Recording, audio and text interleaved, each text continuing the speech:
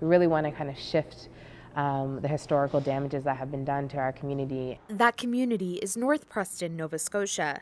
The Leadership Project aims to get residents to discuss changes that are needed in the community. When that information gathering stage is complete, a document will be presented to other communities and government in hopes for a change in current policies. Tracy Thomas is the manager of race relations for the province. Well, the Preston community historically has been marginalized, and we thought it would be great to start at one of the oldest African Nova Scotian communities to see what issues they have.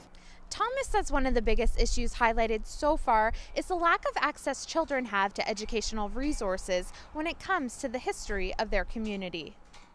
We're working with the community really intensely to bring together intergenerational leaders to learn about the history of what happened here and kind of and how does that relate to the future.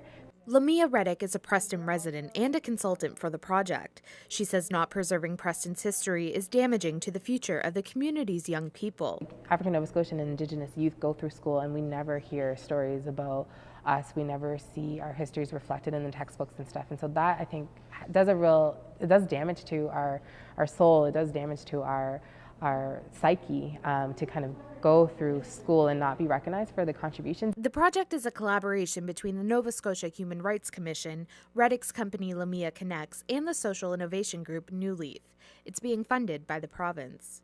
Community member Wayne Adams says what's needed in Preston's education plan is simple. A profound knowledge of our history as a people, a profound knowledge of where we've been, what we stand for, where we plan to go. Another issue highlighted is the increasing number of people moving out of the community because of issues surrounding land title. Because of the way land was allotted by the Crown in the 1800s, many residents are faced with losing family land even today. But Reddick says her community is resilient. Intention was to put us out here to die, essentially, because of the lack of resources that were available to us. We didn't have adequate resources to live. And so when I think about that intention and the fact that we're still here and we're still thriving as a community, that speaks a lot to our purpose and being in this land and being here and maintaining our communities.